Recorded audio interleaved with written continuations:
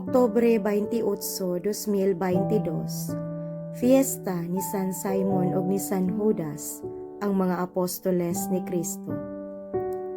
Pagbasa gikan sa santos nga ebanghelyo sumala ni San Lucas.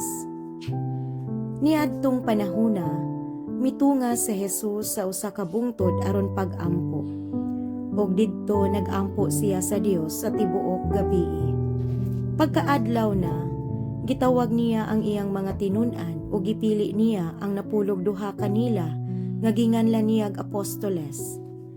Si Simon nga iya usab ginganlag Pedro, ug ang iyang igsuon nga si Andres, si Santiago ug si Juan, si Felipe ug si Bartolome, si Mateo, si Tomas, si Santiago nga anak ni Alfeo ug si Simon nga gitawag nga Patriota, si Judas nga anak ni Santiago ug si Judas Iscariote nga nahimong mabudhion.